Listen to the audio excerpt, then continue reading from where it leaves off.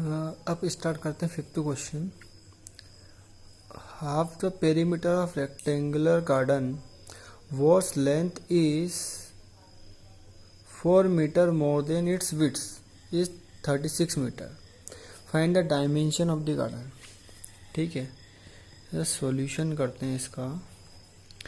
तो सब इसमें दिया क्या है कि जो half of the perimeter of the rectangular garden is 36 and दूसरी कंडीशन दे रखी है वो length is 4 metre more than its width. ठीक है, अब इसको करते हैं अपन। तो मान लेते हैं let the length be x and width y मान लेते हैं। तो जो इसका फर्स्ट कंडीशन जो दे रखी है, कंडीशन फर्स्ट दे रखी है कि जो पेरीमीटर है, तो पेरीमीटर क्या होता है सबसे पहले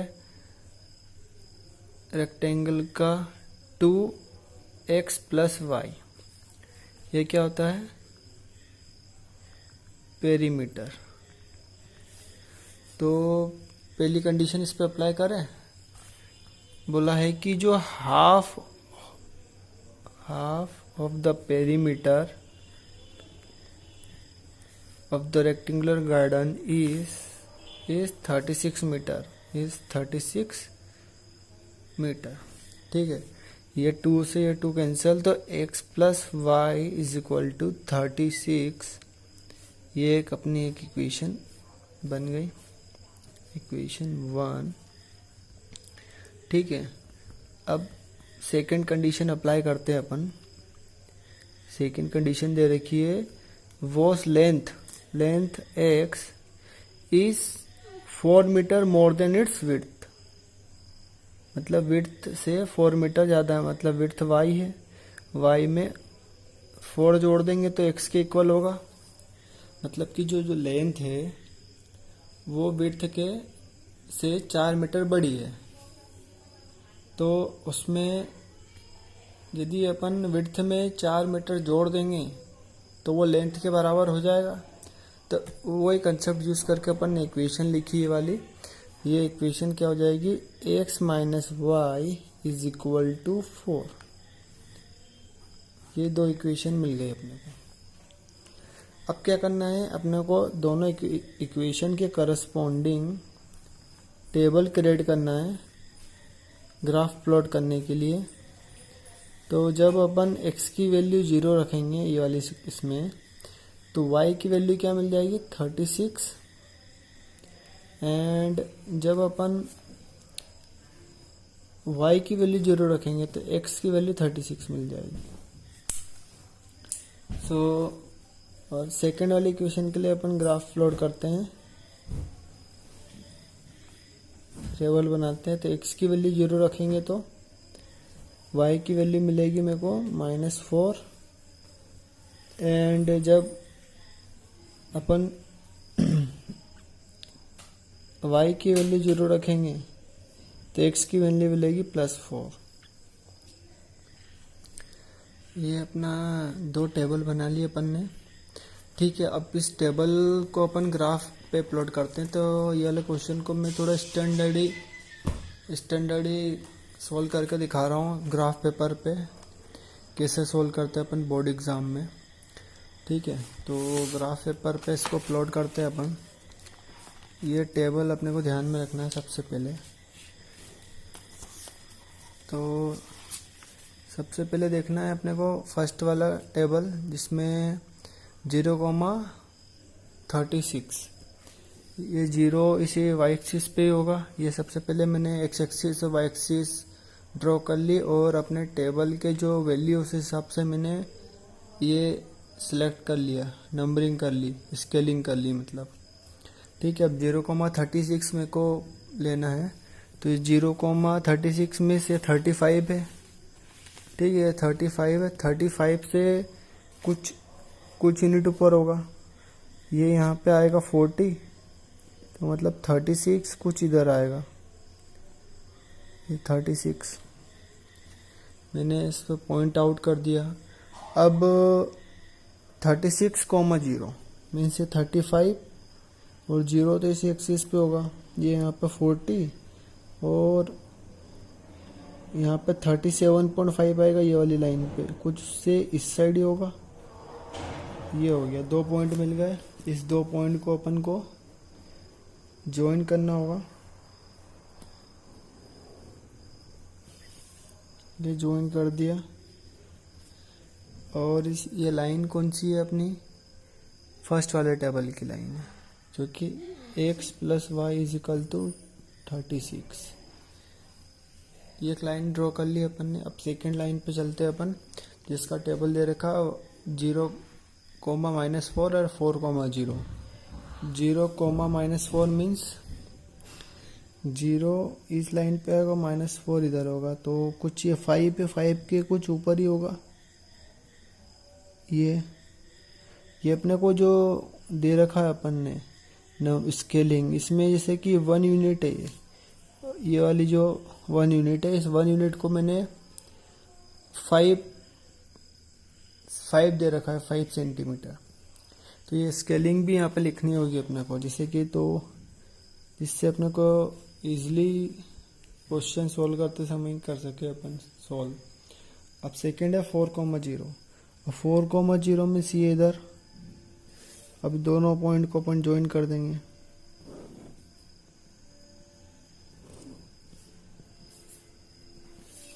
क्या है, x - y = 4, ये इक्वेशन। अब ये पॉइंट मिल गया अपने को, एक इंटरसेक्टिंग पॉइंट, यही इस इक्वेशन का सॉल्यूशन है। तो ये कहाँ पे इंटरसेक्ट कर रहा है, ये वाला पॉइंट है अपना 20 और 20 के जस्ट ऊपर वाली लाइन पे यहाँ पे इंटरसेक्ट कर रहा है। ये यहाँ पे 20 और इधर कहाँ पे आएगा ये 1, 2, 3, 15 के जस्ट ऊपर है वो, तो करीब 16 करीब आ रहा है, 16, 17 करीब। तो ये अपने को देखना पड़ेगा बारीकी से कि कहाँ पे कर रहा है और कहाँ पे इंटरसेक्ट कर रहा है। तो देखते हैं अपन इसका सॉल्यूशन क्या है। काउंट करनी पड़ेगी अपने को 15 के कितने ऊपर है, और जो अपन स्केलिंग दे रहे हैं स्केलिंग के हिसाब से अपन को देखना पड़ेगा इसका सॉल्यूशन क्या है। ठीक है, तो एक तो 20 आ गया अपना एक्स कोऑर्डिनेट 20, और ये दिख रहा है अपने को 2 लाइन ऊपर है, मतलब 16 करीब है वो। यहाँ पे 20 आ गया है तो 16 करीब है, तो ये 20, 16। ठीक है, तो सॉल्यूशन मिल गया अपने को। ग्राफिकली क्या है इसका 20, 16। ठीक है, तो अपन लिख देते हैं यहाँ पे, from the graph the solution of equation is 20, 16 means इसकी जो लेंथ है गार्डन की वो 20 मीटर है एंड विड्थ है जो वो 16 मीटर है। और ये ग्राफ में स्केलिंग भी देना है अपने को, यहाँ पे ऊपर स्केल लिखना है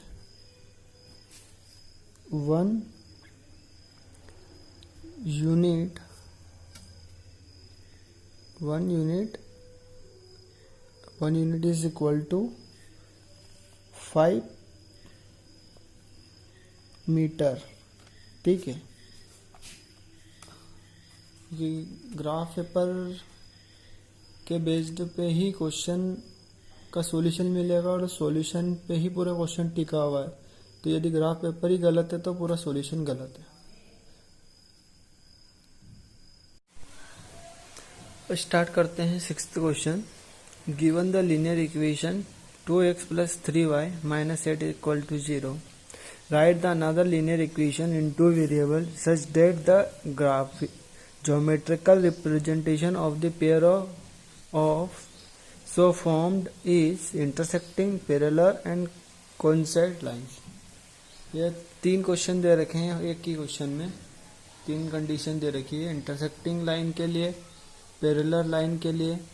तो अपन इसको करते हैं सॉल्व। तो सबसे पहले अपन कंडीशन लिख लेते हैं। फर्स्ट क्वेश्चन करते हैं अपन।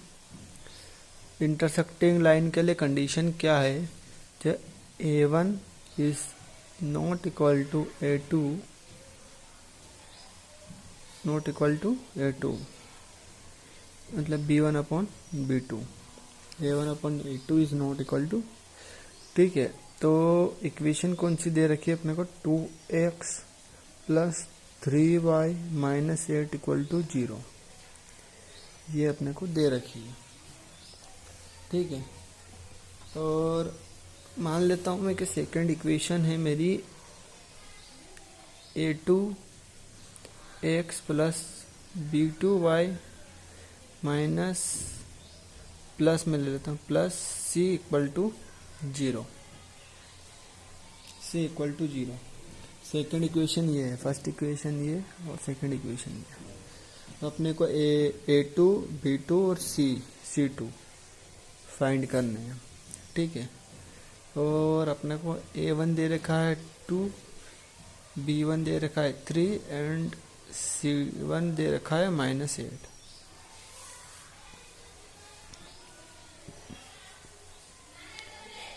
A2 नहीं पता अपने को, B2 भी नहीं पता और C2 भी नहीं पता। ठीक है, ये फाइंड करना है अपने को। तो अपने को कंडीशन क्या है इंटरसेक्टिंग लाइन की, कि जो A1 upon A2 is not equal to B1 upon B2। ठीक है, ये दे रखी है कंडीशन अपनी। तो मान लेते हैं अपन की जो A1 की वैल्यू दे रखी है अपने को 2, A2 की वैल्यू नहीं पता अपने को, B1 की वैल्यू दे रखी है अपने को, B1 की वैल्यू दे रखी है अपने को क्या 3, ये नीचे की दोनों वैल्यू नहीं पता। ठीक है, इसको लिख देता हूँ मैं A2 और इसको लिख देता हूँ B2। एक काम करते हैं अपन, इसको शिफ्ट कर देते हैं उधर। 2 upon 3 is equal to, is not equal to B2 upon A2 upon B2।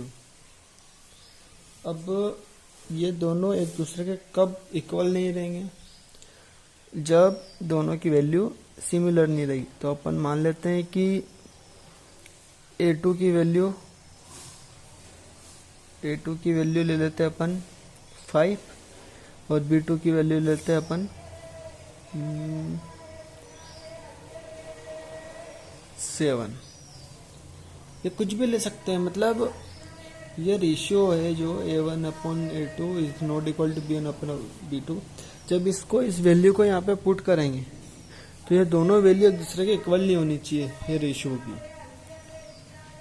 ठीक है, एंड C1 अपॉन C2 से इंटरसेक्टिंग लाइन के लिए कोई कंडीशन है ही नहीं। अपन मान लेते हैं C2 इस कंडीशन में लेट ये -11 ले लिया मैंने।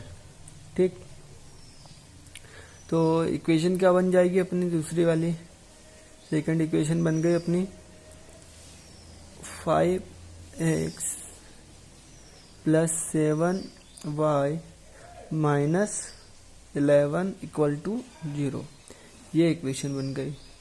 अब ऐसा है कि अपन यहाँ पे कुछ अपन ने कोई भी वैल्यू ले ली 2 और 3 को छोड़ के, तो ऐसे बहुत सारी वैल्यू रहेगी, बहुत सारी लाइंस रहेगी जो ये वाली लाइन को इंटरसेक्ट करेगी। तो अपन अलग अलग वैल्यू लेके अलग अलग इक्वेशन लिख सकते हैं। ठीक है, तो ये अपना फर्स्ट इंटरसेक्टिंग कंडीशन के लिए कंप्लीट होता है। सेकंड लेते हैं अपन parallel lines.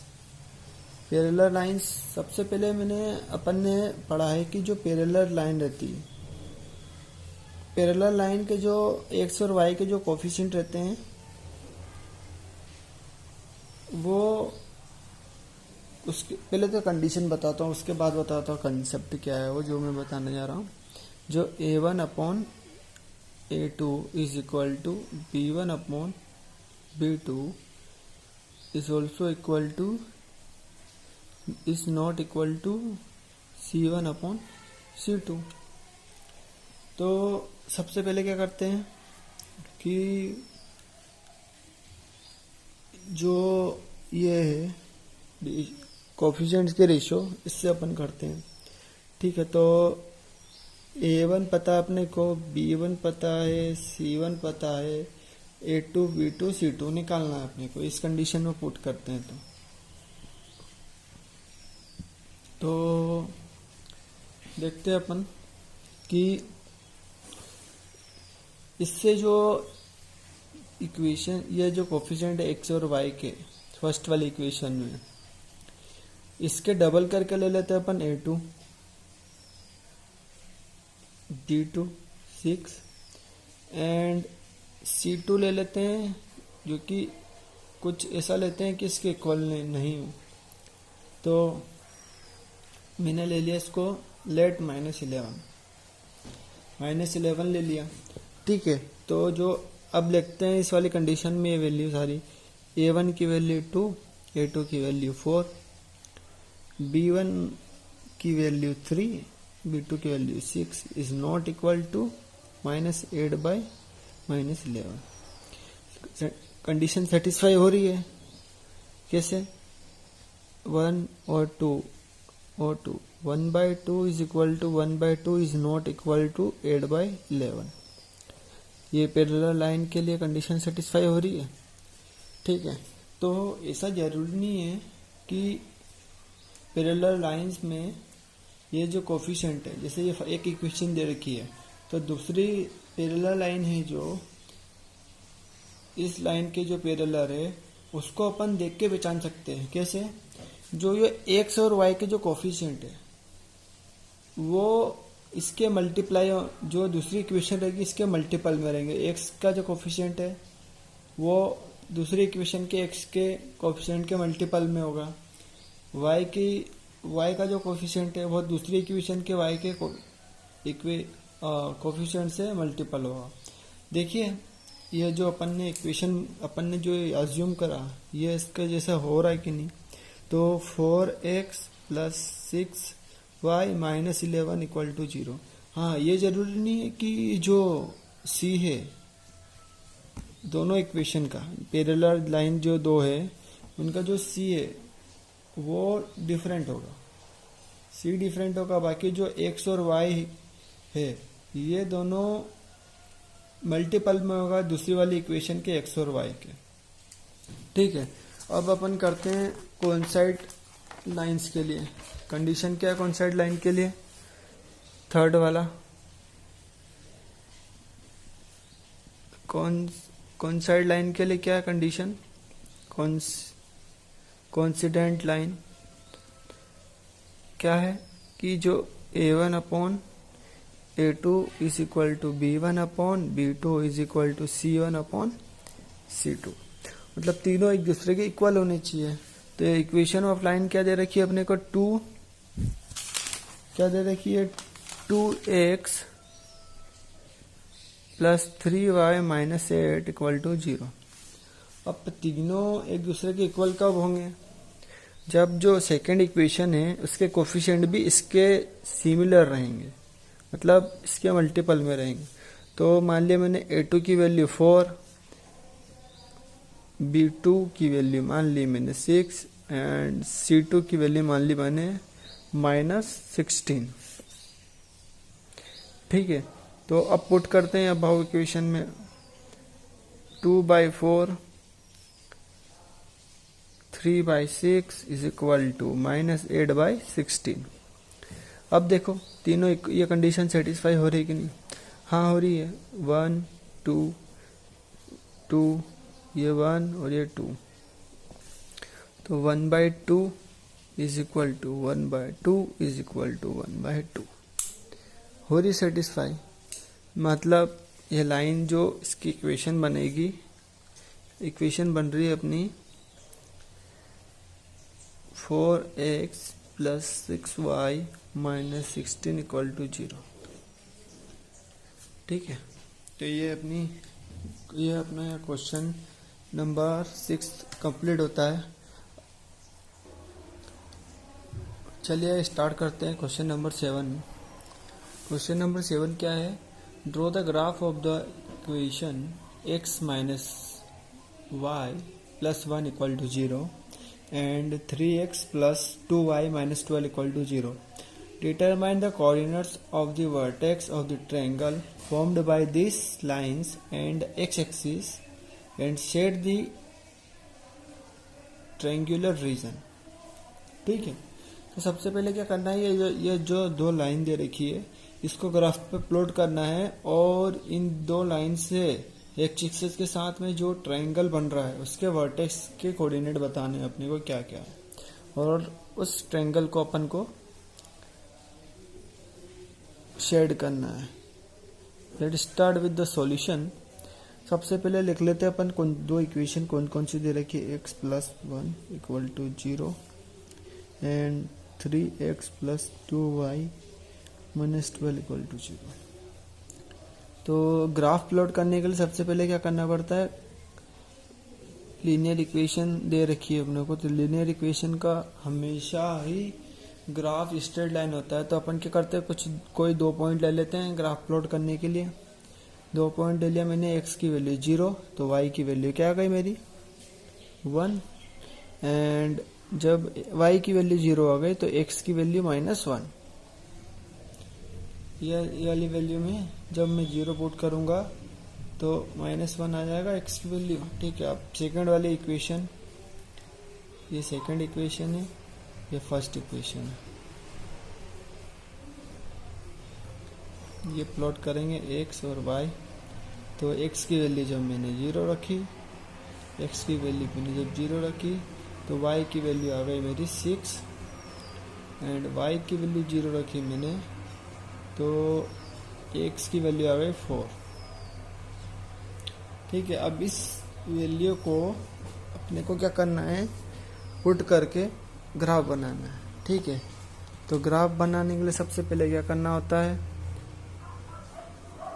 y axis draw करना होता है, फिर x एक्सिस ड्रॉ करना होती है। ठीक है, फिर स्केलिंग देना होता है। ठीक है, मैंने स्केलिंग कर दी है। अब देखते हैं ये जो पॉइंट दे रखे हैं अपने को, फर्स्ट इक्वेशन के लिए दे रखा है अपने को x minus y plus 1 equal to 0। इसके लिए है पॉइंट दो, एक 0,1 और दूसरा पॉइंट देखा -1,0। और एक और लाइन है अपनी कौन सी, x plus 3x plus 2y minus 12 equal to 0। इसके लिए है 0,6 और 4,0। ये अपन ने अभी निकाला था टेबल बना के वैल्यू। तो फर्स्ट इक्वेशन को प्लॉट करते हैं अपन 0,1। 0,1 मतलब ये वाला पॉइंट। ठीक है, एंड -1,0। -1 कब होगा, इस साइड होगा, -1 x की वैल्यू और 0। ठीक है, इस इक्वेशन के लिए दो पॉइंट मिल गए अपने को। तो ये इक्वेशन प्लॉट हो गई। क्या equation, x minus y plus 1 equal to 0, और इसके कोऑर्डिनेट क्या है, पहले ये वाली इक्वेशन पुट कर लेते हैं, इसमें ड्रॉ कर लेते हैं, उसके बाद में अपन इसकी कोऑर्डिनेट के नेमिंग करेंगे। इसके लिए क्या है अपना 0,6। 0,6 मतलब ये पॉइंट, एंड 4,0। 4,0 मतलब ये वाला पॉइंट। ठीक है, दो पॉइंट मिल गए, इसको ड्रॉ कर लेते हैं अपन।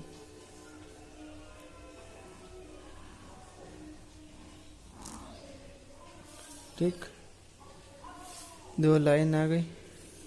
यह लाइन कौन सी है, 3x plus 2y minus 12 equal to 0। ये वाला पॉइंट क्या है अपना 4,0। ये वाला पॉइंट क्या है अपना -1,0। ये वाला है 0,1। ये वाला है 0,6। ठीक, 1 2 अब क्या बोला क्वेश्चन में कि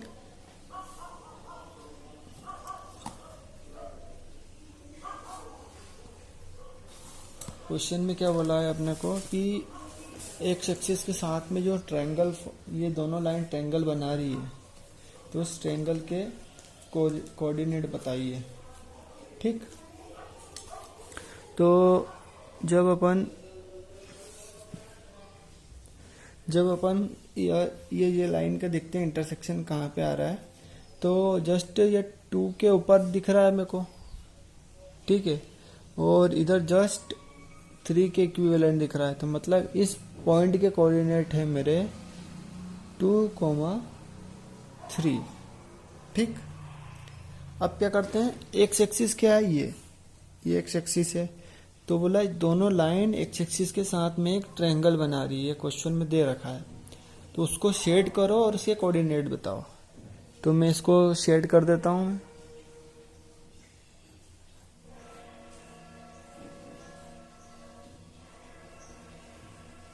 ये शेड कर दिया मैंने। इसके कोऑर्डिनेट क्या है, एक पहला कोऑर्डिनेट ट्रायंगल का 3 पॉइंट होंगे ट्रायंगल के, 1 2 और 3, मतलब ये वाला पॉइंट ए बी और सी।